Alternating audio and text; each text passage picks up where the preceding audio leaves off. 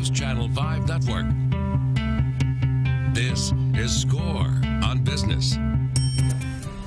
Hey, welcome to Score on Business. I'm Pete Hendricks, a serial entrepreneur, and your host for today. So, Score is an organization that is all about helping entrepreneurs and small businesses succeed. Check out scorenashville.org. There we have no-charge consulting and advice. We have, as you know from watching the show, we have great folks on here that share really good information, low-cost classes. Again, scorenashville.org.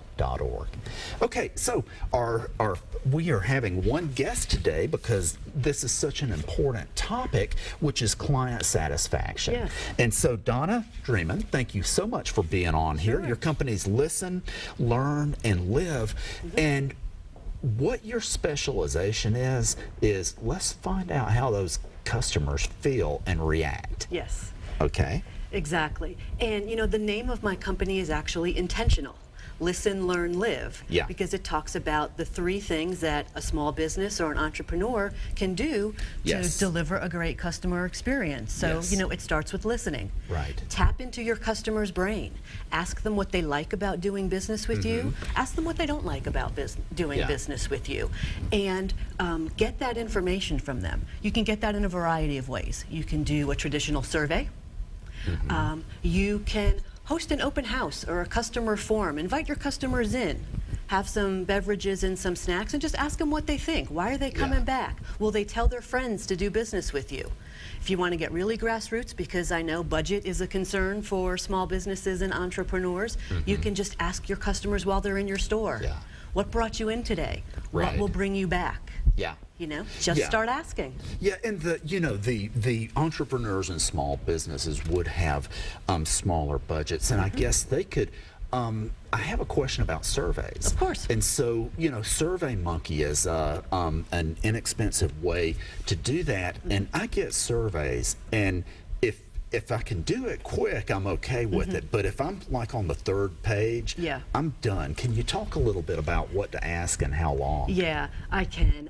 And there are free survey tools out there, and I encourage people to use them. But I also encourage them to use them strategically and to think about what they're asking. Yeah. So I actually have three guiding principles when I'm designing a survey that are really simple to remember. The first is have an owner to the response. So if you're going to ask a question, be sure there's someone to read the response and to own it, to do something with it.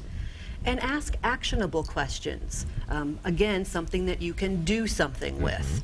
And the last thing, and this is where surveys go long, is only ask questions that you don't know the answer to, that you don't already have the information for. A lot of surveys go long when they ask you for your name or your zip code or the receipt number or a variety of things that, quite frankly, that business should know already and shouldn't waste your time asking you about. Right. Right, that makes a lot of sense. Okay, so an entrepreneur or small business, what are some things they can do to start delivering excellent customer service? Well, I talked about the listen part. Yeah. Right? And then learn. So learn from what you're finding out from your customers. Use that information. And here's how you can use customer feedback. You can create best practices. So when you find out what your customers love about doing business with you, you start to do that every time. Right. You create that as one of your standard operating procedures so that everybody knows it and everybody is delivering it. You can also improve. Right? Find out where are you falling short and how can you fix that? How can you improve that for your customers so that that doesn't happen anymore? And the other thing that's really great about feedback that a lot of businesses forget to do is you can brag on yourself. If you start to have a survey or a questionnaire or just find out what customers like about your company, what makes your company unique, you can brag on yourself. Right. You can put that on your Facebook page, hang it in your store, put it on the side of your truck, whatever it is, but use that feedback to brag. Yes. So again, once you start listening, you have to start learning and using that information. And I can tell you a quick story about a client who have used feedback, and it was really simple to do. They got some feedback that they were having order accuracy problems. Things were just missing out of the packages. And they realized, hey, you know, we're a small shop. We have a lot of people doing a lot of jobs, so a bunch of different people are packing up the bags. and doing that job. So guess what they did? They came up with a checklist. Here's what needs to go in every package, and they put it right near the spot where whoever was doing that job on whatever day could look at that checklist, make sure everything was in there, and now they don't have order accuracy problems. Right. So something inexpensive, something really easy that they learned to do that made their customers happier just by asking. Yeah.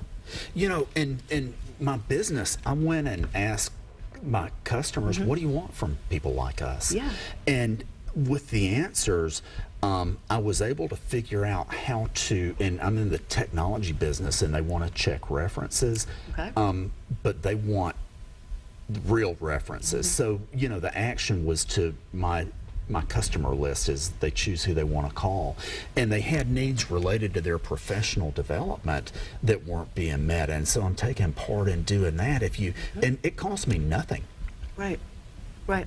It costs you nothing. It's a value add. Yeah. It's helping to strengthen the relationship. And those are all good things. And those are all things that an entrepreneur or a small business owner wants to start to do. Yeah. Exactly. Okay, so we're going to take a quick break, and we'll be right back. Hey, remember, scorenashville.org. We'll be right back.